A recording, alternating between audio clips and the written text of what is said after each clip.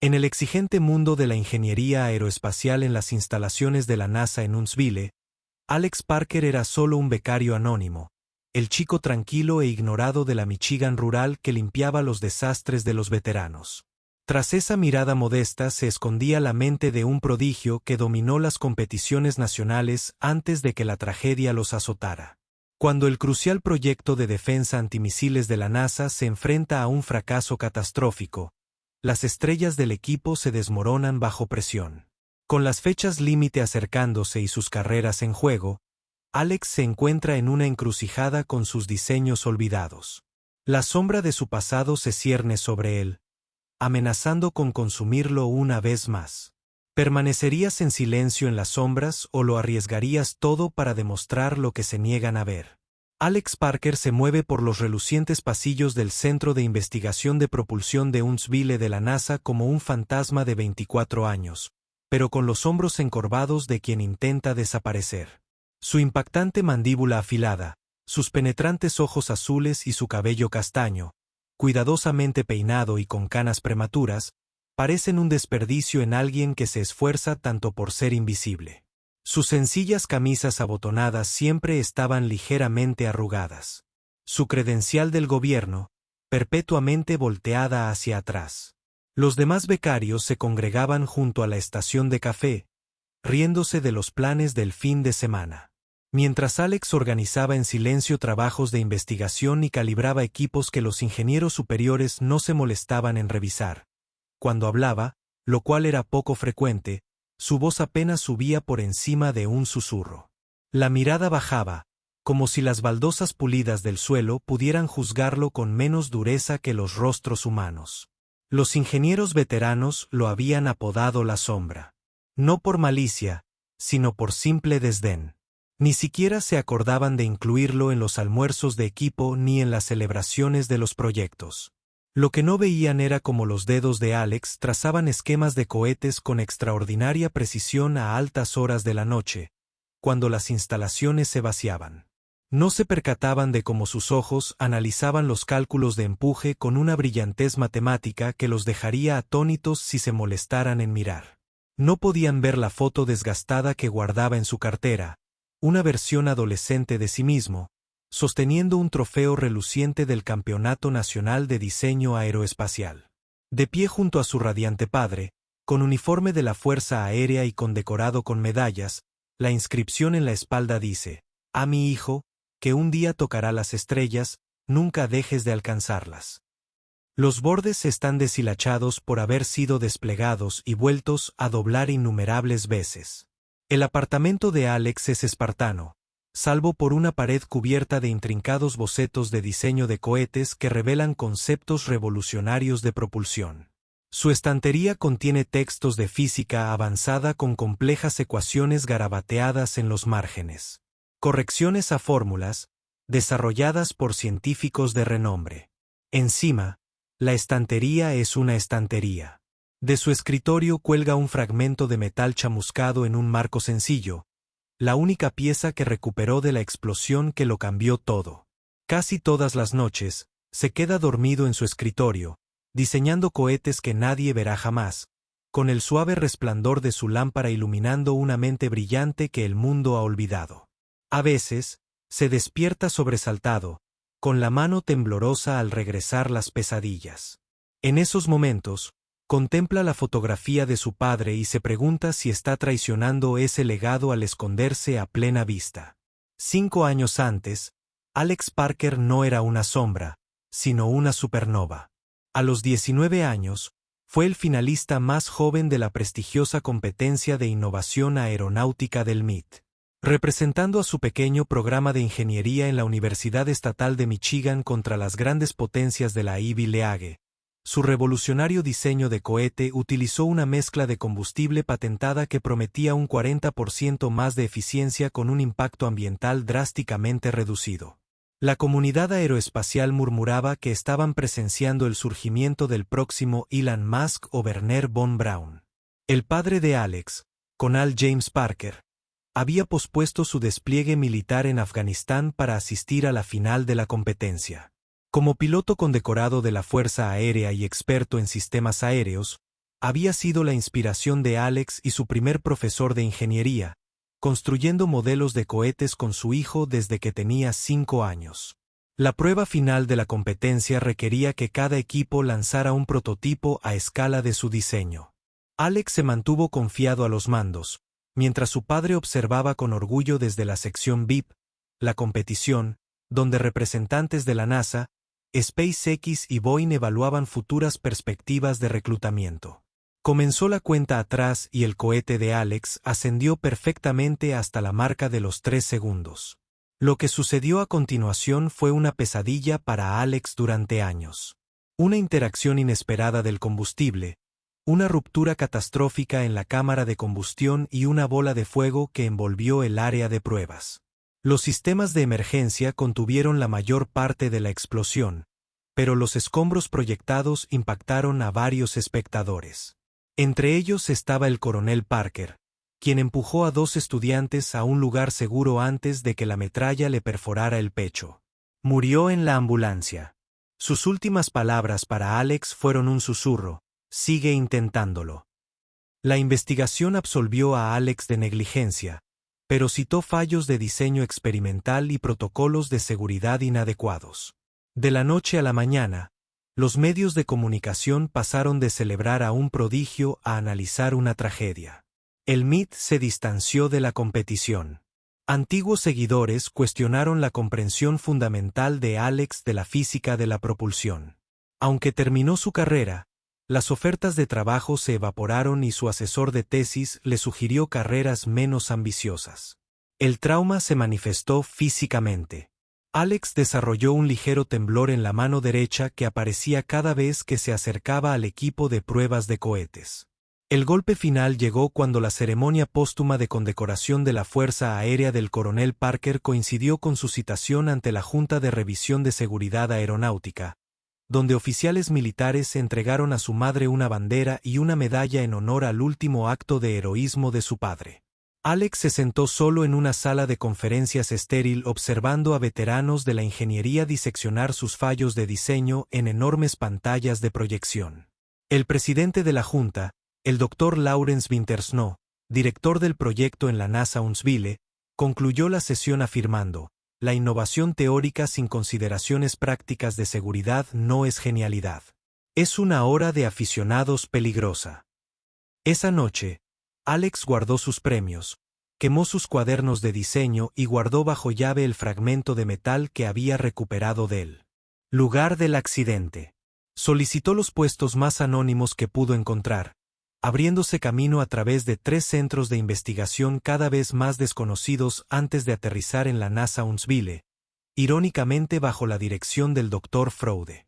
Winters, quien no reconoció el nombre del discreto solicitante, cuyas cartas de recomendación omitieron cuidadosamente cualquier mención del incidente del MIT.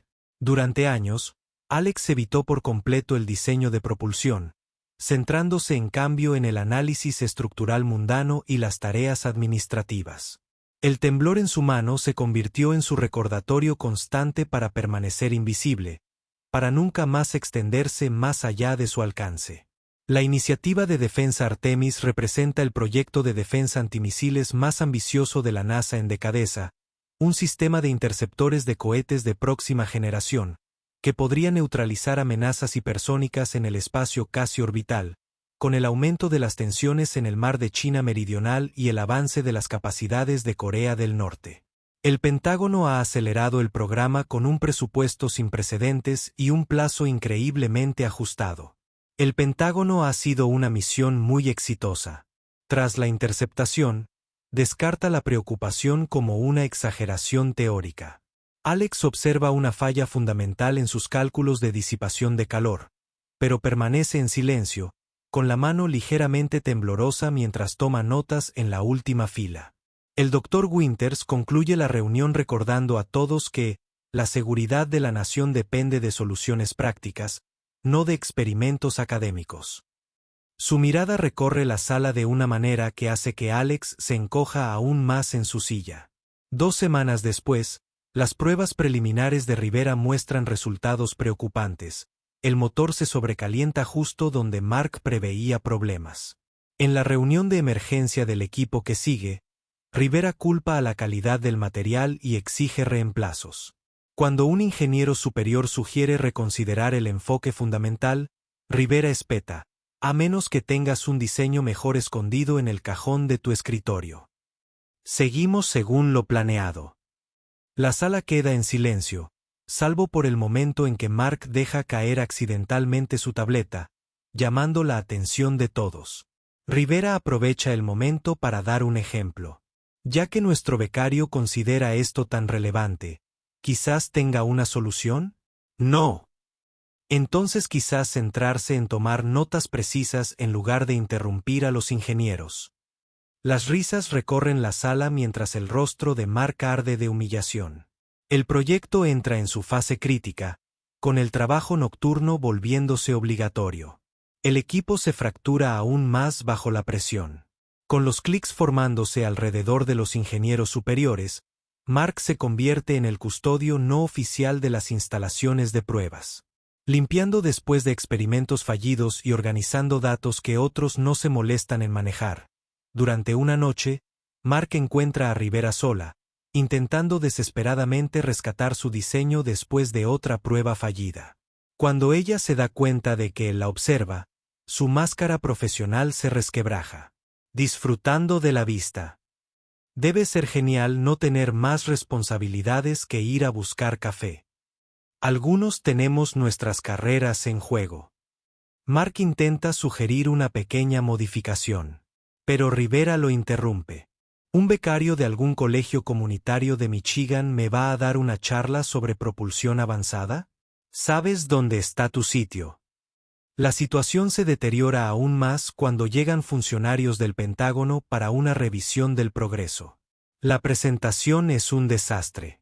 El prototipo de Rivera solo alcanza el 62% de las especificaciones de rendimiento requeridas. En la acalorada discusión que sigue, el Dr. Winters defiende a su equipo mientras promete mejoras. Hasta que el general Phillips interrumpe. Hemos invertido $3,000 millones y me están mostrando tecnología que no nos habría impresionado hace una década. O entregan un sistema funcional en 6 semanas o reasignamos este proyecto a Lockheed. Mientras los funcionarios se marchan, Winters ataca a su equipo, busca soluciones o busca nuevos empleos. La humillación alcanza su punto álgido durante lo que el equipo llama la purga, una brutal sesión de todo el día donde cada ingeniero debe defender su contribución. Los miembros más jóvenes del equipo son sacrificados primero, y sus credenciales de acceso se recogen ceremonialmente al ser escoltados fuera. Al anochecer, los ingenieros restantes se atacan entre sí. Mientras Rivera desvía la culpa con maestría hacia sus colegas, Mark se sienta en silencio organizando los resultados de las pruebas hasta que Rivera, acorralado por las críticas, lo señala de repente. ¿Qué aporta exactamente? Lleva aquí 6 meses y no podría mencionar ni una sola idea valiosa que haya aportado. ¿Doctor? Winters se centra en Mark como si lo viera por primera vez. Buena pregunta. Yuchen. ¿Lo es? Justifique su continua participación. La sala queda en silencio mientras Mark lucha por responder. Su voz apenas se oye. Winters suspira teatralmente. Habla más alto o limpia tu escritorio. Mark menciona los protocolos de organización de datos que ha implementado, pero Winters hace un gesto de desdén. Tareas administrativas que podríamos subcontratar a cualquier graduado de secundaria competente. La risa recorre la sala mientras el rostro de Mark arde de vergüenza. Rivera retuerce el cuchillo. Rivera retuerce el cuchillo. Tal vez podría demostrar esa experiencia en ir a buscar café que el gobierno financia. Mientras la burla continúa, el Dr. Winters mira a Mark con los ojos entrecerrados. Winters mira a Mark con los ojos entrecerrados. Un destello de reconocimiento cruza su rostro. Espera. Chen de Michigan no lo estaba. ¿Estuviste involucrado en ese desastre del MIT hace años? ¿En la competencia donde murió alguien? La sala se queda en silencio mientras Mark se queda paralizado. El temblor en su mano ahora es visible para todos. Winters continúa sin piedad. Pensé que tu nombre me sonaba. Eres el pez gordo cuyo cohete mató a su propio padre. Jadeos y susurros llenan la sala mientras el trauma más privado de Mark se convierte en espectáculo público. Winters se vuelve hacia el equipo. Precisamente por eso priorizamos los enfoques probados sobre las innovaciones llamativas, porque cuando las ideas sin probar fallan, la gente se vuelve hacia Mark. Te reasignan a documentación. ¿No tienes acceso a las instalaciones de diseño ni a las de prueba? No podemos arriesgarnos a otro accidente. Mientras Mark se dirige a su escritorio, las conversaciones se interrumpen a su paso. Antiguos compañeros que antes apenas lo reconocían ahora lo miran con curiosidad morbosa. Alguien susurra lo suficientemente alto como para que lo oiga.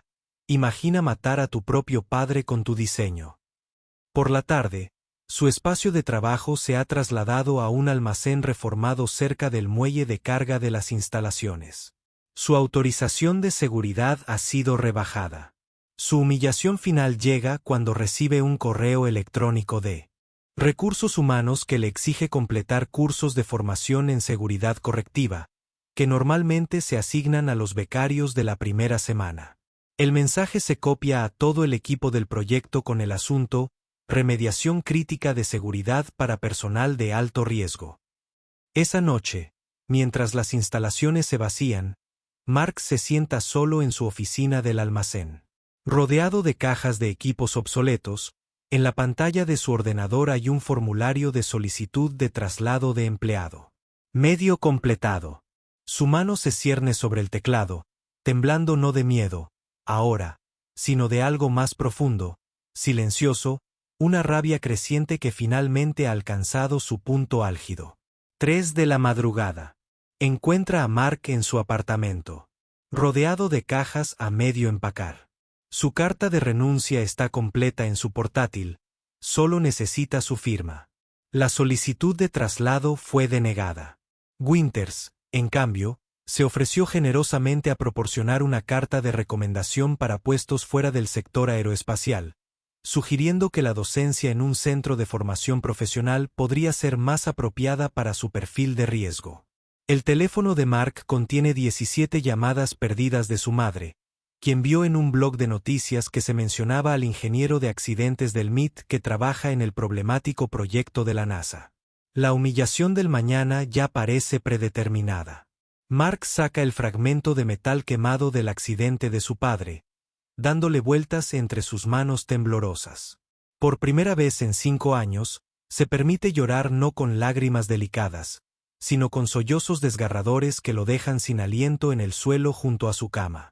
En ese momento de completa rendición, decide dejar la ingeniería por completo.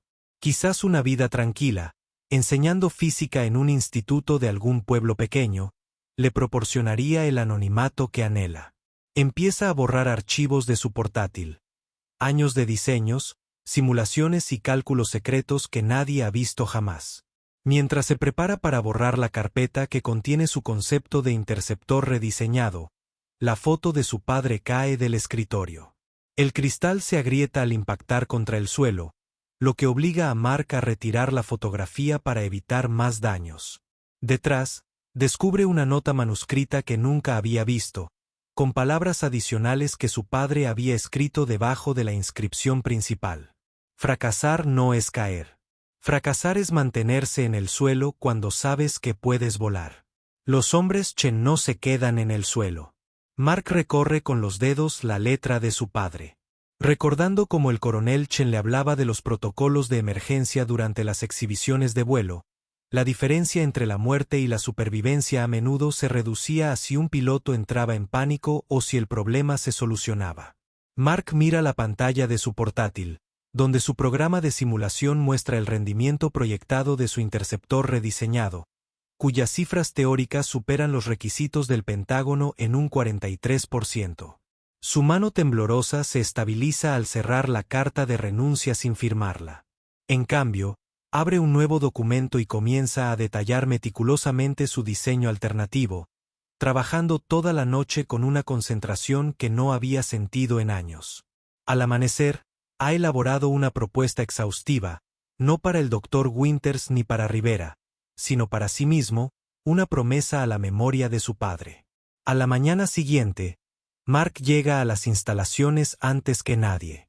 Con su credencial aún activa, accede al laboratorio principal de pruebas y sube sus simulaciones al servidor seguro. Controlando el archivo copia de seguridad de emergencia del enfoque alternativo, regresa a su oficina en el trastero, sabiendo que probablemente lo ignorarán o eliminarán sin revisarlo.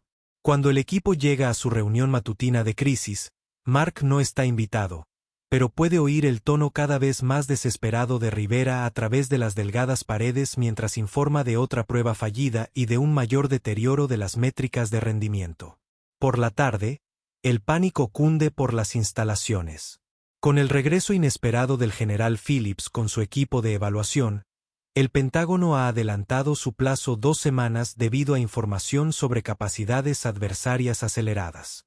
En el caos que sigue, Mark continúa con su rutinaria labor de documentación mientras modifica discretamente un pequeño prototipo en el descuidado laboratorio secundario durante las pausas del almuerzo, cuando todos están en la cafetería. Utilizando componentes desechados y materiales marcados para su eliminación, ensambla meticulosamente una versión a escala de su interceptor rediseñado 3 días antes de la evaluación final del Pentágono. El desastre golpea el prototipo de Rivera durante lo que debería haber sido una demostración rutinaria. Una falla catastrófica del estabilizador lanza metralla a través de la cámara de pruebas, arruinando meses de trabajo y rozando a varios ingenieros. Mientras los sistemas de emergencia inundan la cámara con extintor de incendios, el Dr. Winter se derrumba públicamente, reprendiendo a Rivera hasta que sale de las instalaciones llorando. Le arrojan la placa a los pies. El resto del equipo se desorganiza, y los ingenieros superiores discuten abiertamente a qué puestos del sector privado solicitarán si el proyecto fracasa. Esa noche, mucho después de que todos se hubieran ido, Mark accedió a la cámara principal de pruebas usando la placa abandonada de Rivera. Instala su prototipo en la plataforma de pruebas, recalibra los sensores para medir con precisión sus propiedades únicas y programa los sistemas automatizados para una prueba 5 a.m., 1 hora antes de la llegada habitual del personal más temprano. Deja una nota en la consola de control, un enfoque alternativo para su revisión. Los datos de rendimiento se registrarán automáticamente. Mark no duerme. En cambio, estaciona su auto donde puede ver la entrada de las instalaciones. A las 5 de la mañana, los sistemas automatizados se activan. Con sus binoculares, observa el equipo de monitoreo a través de las ventanas del laboratorio mientras su prototipo funciona a la perfección, logrando el 127% de las especificaciones requeridas por el Pentágono en su primera prueba. El sistema archiva los resultados y se apaga según lo programado, sin dejar rastro externo del avance que acaba de ocurrir. Cuando las instalaciones cobran vida a las 7 de la mañana, Mark ya está en su escritorio en el armario de almacenamiento. Escucha las voces confusas que resuenan en el pasillo. Ingenieros superiores descubren los misteriosos resultados de la prueba y el prototipo. Doctor, Winters exige saber quién accedió a las instalaciones durante la noche, de quién es este diseño y por qué está alcanzando cifras que su equipo no ha alcanzado en meses de trabajo. Mark continúa con su trabajo de documentación. Esperando. Para mediodía, el prototipo ha generado una investigación en toda la instalación. Se han revisado las grabaciones de seguridad que muestran las actividades nocturnas de Mark. El Dr. Winters irrumpe en el armario de almacenamiento. El rostro contorsionado por la rabia y la incredulidad. Accediste a áreas restringidas usando una placa robada. Realizaste pruebas no autorizadas con equipo no autorizado. Dame una razón por la que no debería hacer que te arresten ahora mismo. Detrás de él hay 2 oficiales de seguridad y varios ingenieros superiores, todos mirando a Mark con distintos grados de sorpresa y sospecha. Mark se pone de pie lentamente, con las manos firmes por primera vez en años. Porque en 4 horas, el general Phillips estará aquí, esperando un prototipo funcional que cumpla con las especificaciones. ¿Puedes presentar mi diseño de trabajo o explicar por qué estás arrestando al único ingeniero que resolvió tu problema? El rostro de Winters palidece al comprender la realidad de la situación. Uno de los ingenieros superiores le susurra con urgencia al oído, mostrándole datos adicionales de rendimiento de la prueba de Mark. La prueba de Mark. Lo que sigue es un frenesí de actividad mientras el equipo se esfuerza por comprender, documentar y prepararse para presentar el diseño de Mark. Los ingenieros que antes lo ignoraban ahora lo acribillan a preguntas sobre la elección de materiales y mezclas de combustible. Mark responde a cada pregunta con precisión. Su voz queda, de alguna manera, exigiendo una atención que nunca antes había recibido. El Dr. Winters intenta imponer su control sugiriendo modificaciones al diseño de Mark. Pero tras la pregunta, Coles guarda silencio cuando las simulaciones muestran que cada cambio degradaría el rendimiento. Cuando llegan el general Phillips y su equipo, el Dr. Winters no tiene más remedio que presentar el prototipo de Mark. A medida que se desarrolla la demostración, el interceptor funciona incluso mejor que en la prueba de la mañana, alcanzando velocidades y maniobrabilidad que provocan audibles jadeos entre los observadores militares. El sistema de puntería fija los drones de prueba con una precisión que supera los requisitos clasificados, neutralizándolos sin explosivos convencionales. Otra innovación en el diseño de Mark. Cuando la demostración concluye, la cámara de pruebas cae en un silencio atónito mientras las métricas de rendimiento parpadean en la pantalla principal, todas mostrando marcas de verificación verdes donde durante meses solo había habido fallas rojas. El general Phillips rompe el silencio. ¿De quién es este diseño? No se parece a nada en sus informes anteriores. El Dr. Winters dudó esto. Mark está de pie en silencio al fondo de la habitación. Mark está de pie al fondo de la habitación. Mark está parado al fondo de la sala. Mark está de pie al fondo de la sala. Mark se encuentra solo en la plataforma de observación de la base de la Fuerza Espacial Vandenberg mientras la versión a escala real de su interceptor se somete a los preparativos finales para su vuelo inaugural. Su diseño ha avanzado rápidamente en su desarrollo, y su nombre ahora aparece en informes clasificados, llegando a las más altas esferas del gobierno. Abajo, los técnicos se arremolinan alrededor de la plataforma de lanzamiento mientras altos oficiales militares y administradores de la NASA se reúnen en la sección VIP, incluyendo al Dr. Winters, cuya sonrisa forzada apenas disimula su resentimiento. Rivera no está presente. Aceptó un puesto en el sector privado al día siguiente de la demostración del prototipo de Mark. Mark ha rechazado todas las solicitudes de entrevista de publicaciones aeroespaciales repentinamente interesadas en la historia de su notable regreso. Rechazó la ceremonia formal de reconocimiento que ofreció el Pentágono, pidiendo en cambio que el sistema de defensa antimisiles lleve el nombre de su padre. El parche de su chaqueta de vuelo ahora dice Sistema Interceptor Chen. Sobre el número de servicio de su padre, su madre está de pie junto a él. Con los ojos llenos de lágrimas de orgullo, toca el parche en el brazo de su hijo. Al comenzar la cuenta regresiva para el lanzamiento, un joven becario se acerca vacilante, sujetando con fuerza el portapapeles en sus manos nerviosas. «¿Señor Chen? He estado estudiando sus ecuaciones de propulsión y tenía algunas preguntas sobre el sistema de estabilización secundaria». Mark mira a la joven, viendo en ella la misma inteligencia e incertidumbre que él antes albergaba. En lugar de despedirla, señala el espacio vacío a su lado. ¿Qué ha notado? Sus ojos se abren de par en par al ser tomada en serio. Y rápidamente abre su cuaderno lleno de observaciones detalladas y preguntas reflexivas. Mientras su interceptor se eleva impecablemente hacia el cielo despejado de California, Mark explica conceptos clave al atento becario. Cuando el Dr. Winters se acerca a regañadientes para felicitarlo, Mark simplemente asiente en señal de reconocimiento antes de regresar a su improvisada sesión de enseñanza. No necesita reivindicación ni venganza.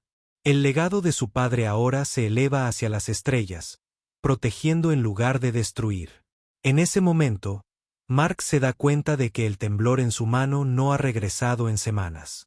El fragmento de metal quemado ya no representa el fracaso, sino la transformación, el calor que destruye o forja algo más fuerte. Algunas victorias no se miden por a quien derrotas, sino por lo que superas en tu interior. En un mundo que confunde el silencio con debilidad, a veces la voz más silenciosa transmite la verdad más poderosa.